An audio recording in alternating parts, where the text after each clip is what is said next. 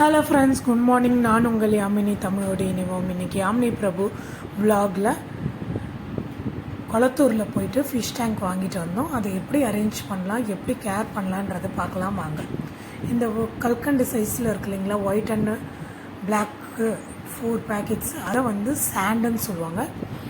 White கலரில் இருக்கக்கூடிய அந்த குட்டி ஸ்டோன்ஸை வந்து பார்த்திங்கன்னா ஸ்டோன்ஸுன்னு சொல்லுவாங்க, பெப்பல்ஸ்ன்னு சொல்லுவாங்க.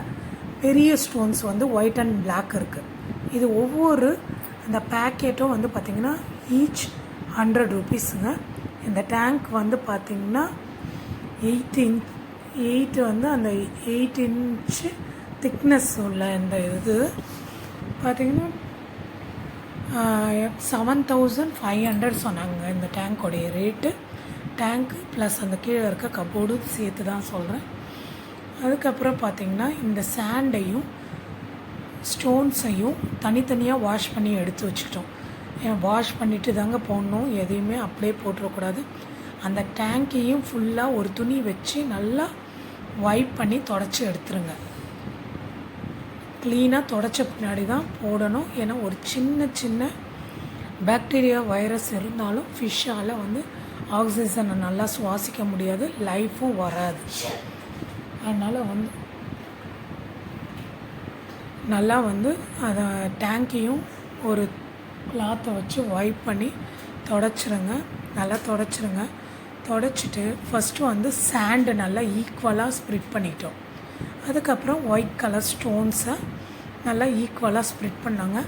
எங்கேயும் கேப் விடக்கூடாது, ஈக்குவலாக இருக்கணும். அப்போ தான் பார்க்க அழகாக லுக்காக இருக்கும். ஏன் நாங்கள் ஒயிட் கலர் டேங்க்குக்கு வந்து பார்த்திங்கன்னா பிளாக்கும் ஒயிட்டும் ஸ்டோன்ஸ் வாங்கினோன்னா அதுதான் ரிச் லுக் கொடுக்கும், நல்லா அழகாகவும் இருக்கும். எவ்வளோ கலர்ஸ் வேணாலும் ஸ்டோன்ஸ் இருக்குங்க. நாங்கள் ஒயிட் கலர் டேங்க்குக்கு இதுதான் நல்லா இருக்குன்றதால வாங்கினோம்.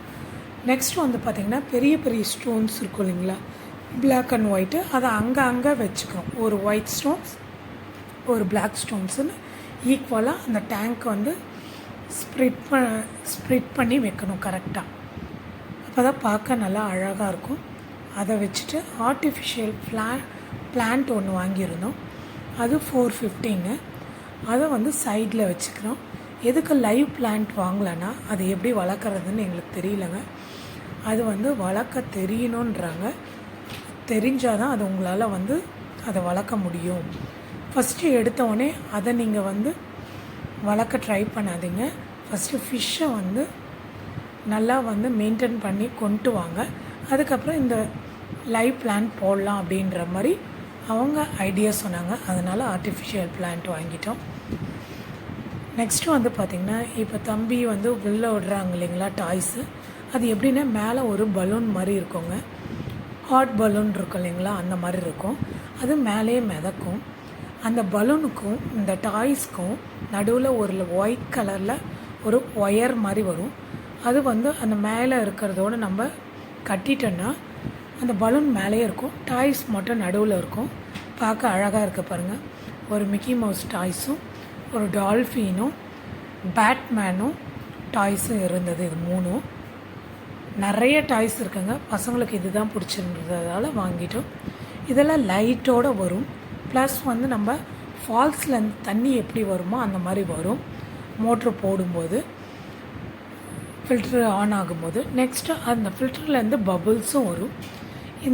இந்த டேங்க்கோடைய கெப்பாசிட்டி பார்த்திங்கன்னா 3 தண்ணி கேன் இது ஃபில் ஆகிறதுக்கு தேவைப்படுச்சுங்க.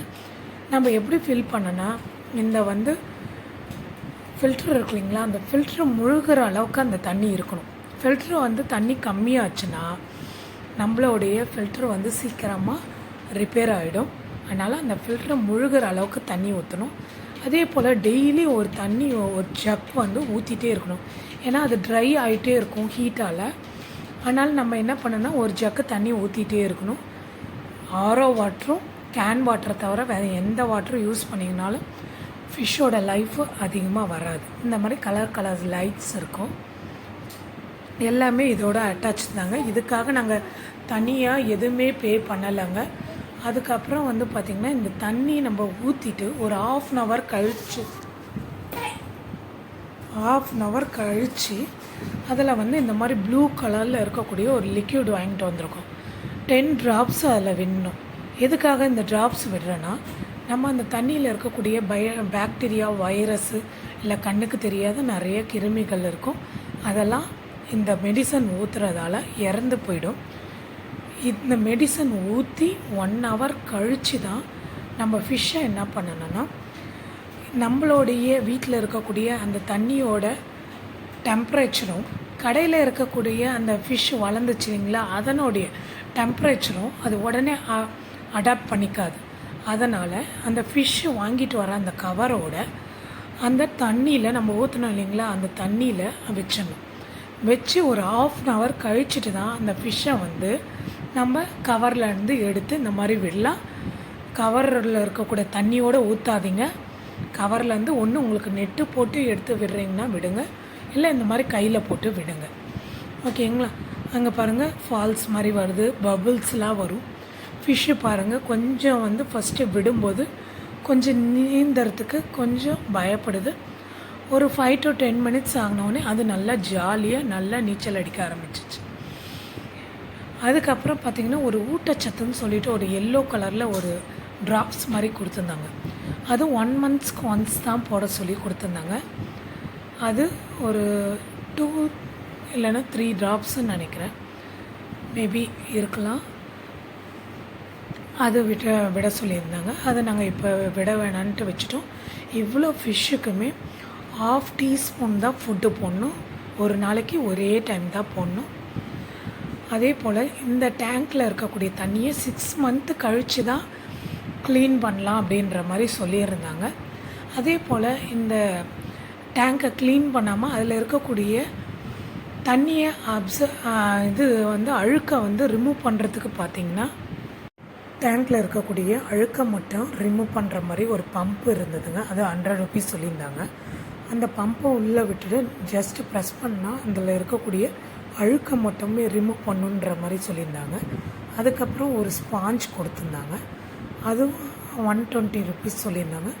மேலே இருக்கக்கூடிய அந்த ஃபில்டர்கிட்ட இருக்கிறத நம்ம சேஞ்ச் பண்ணிக்கிற மாதிரி இருக்கும்.